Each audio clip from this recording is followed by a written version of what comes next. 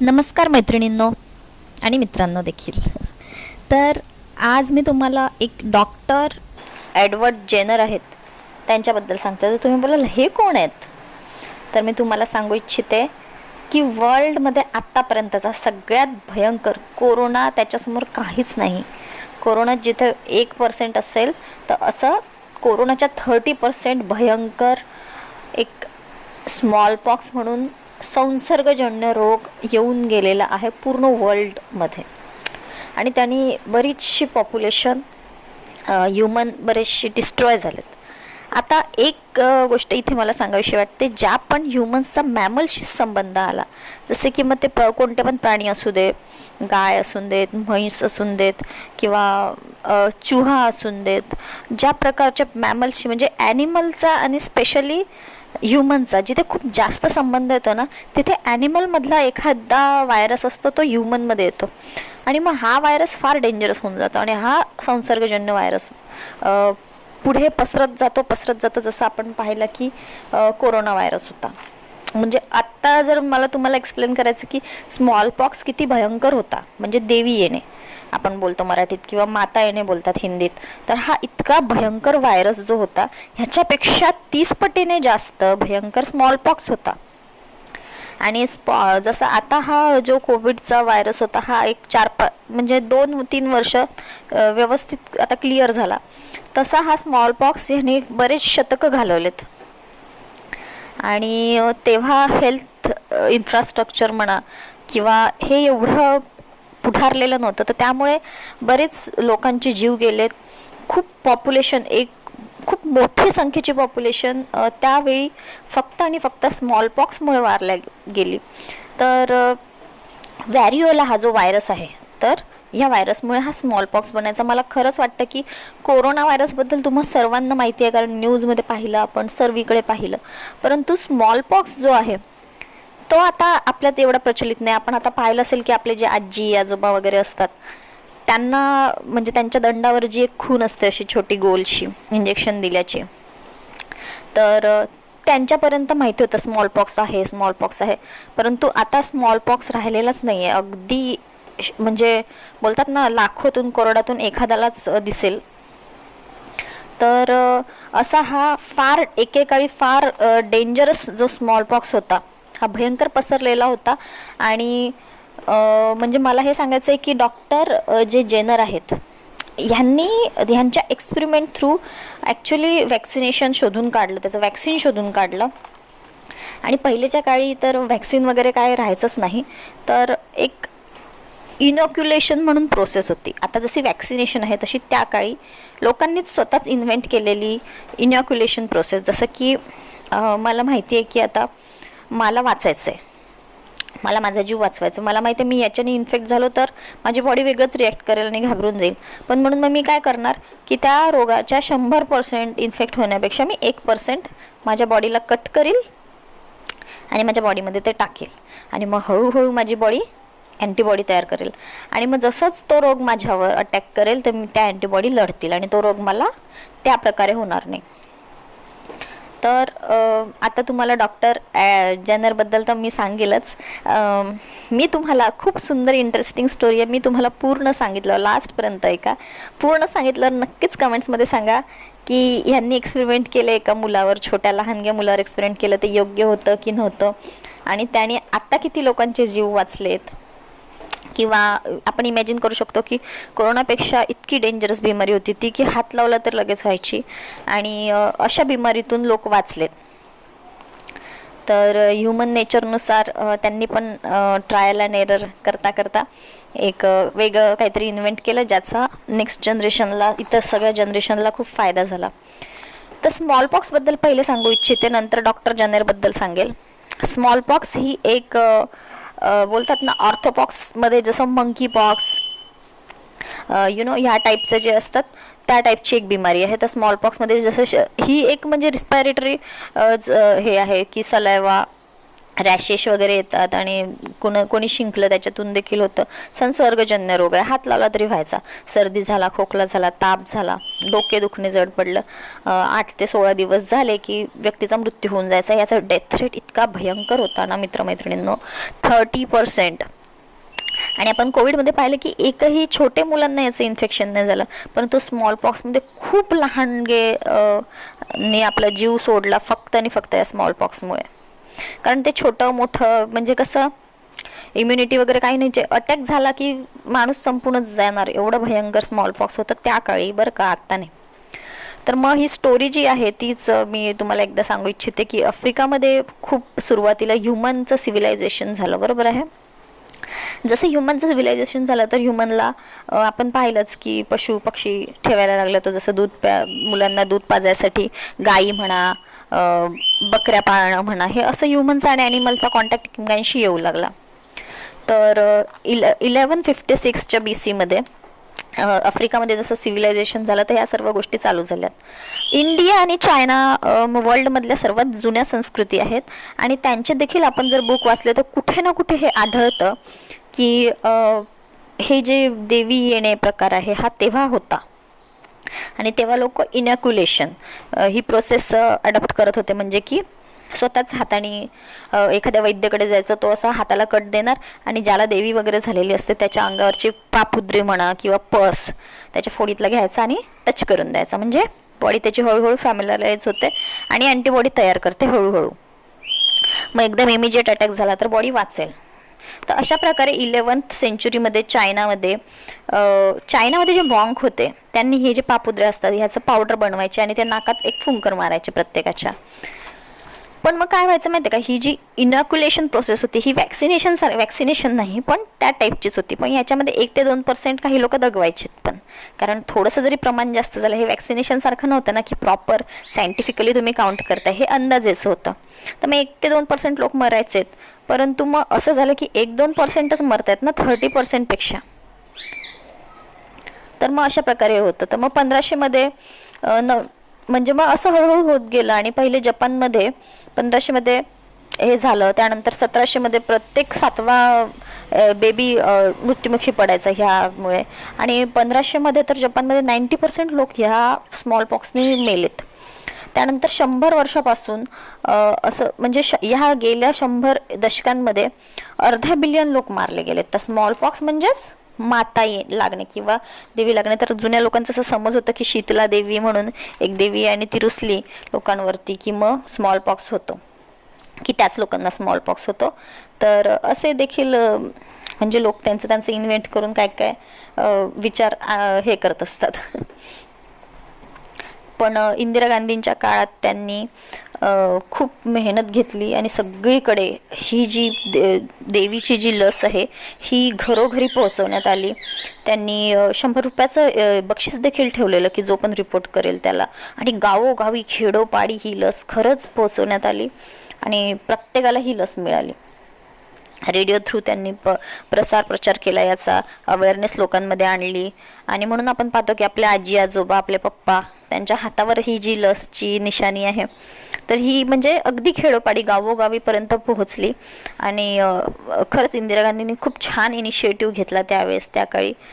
कारण की खूप मोठा टास्क होता की आपलं हेल्थ सिस्टीम तेवढी इम्प्रूव्ह नाही आणि जनसंख्या खूपच जास्त आहे इंडियाची आणि पॉलिटिकल म्हणा किंवा आणखी खूप साऱ्या गोष्टी असतात.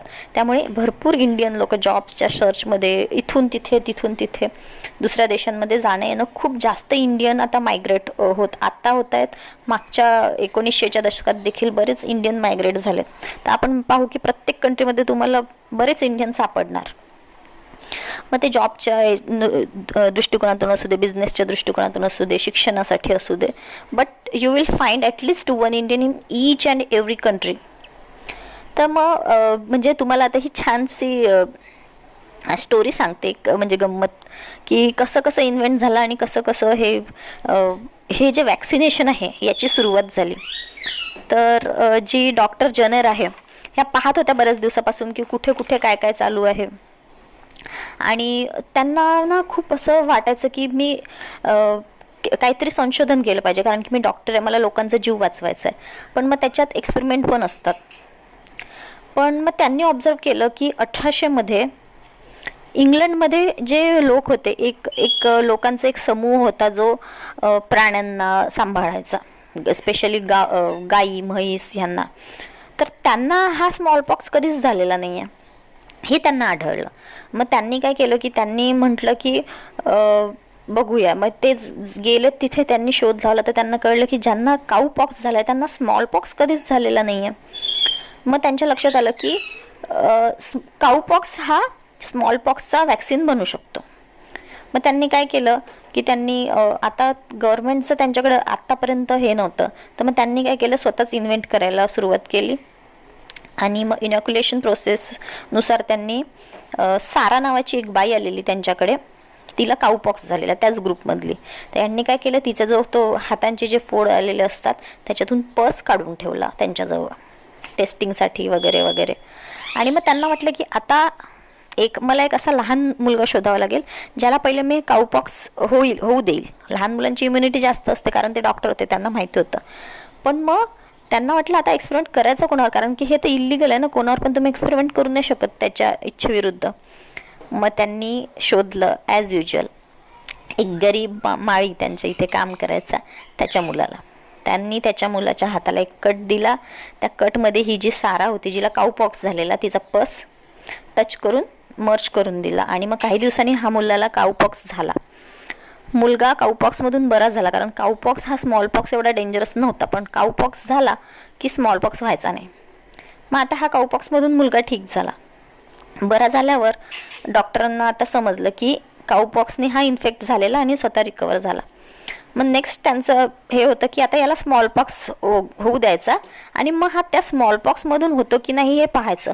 म्हणजे त्या मुलाच्या जीवनाशी किती मोठा खेळ चाललेला. पण तो गरीब असल्याकारणाने, त्याला काही नॉलेज नसल्याकारणाने डॉक्टर जनेरनी हा एक्सपेरिमेंट त्याच्या नकळत केला. मग काही दिवसांनी त्याला स्मॉलपॉक्स दिला गेला आणि त्या लकीली हे प्रूफ झालं की काऊपॉक्स झाल्यावर स्मॉलपॉक्सनी व्यक्ती मरत नाही.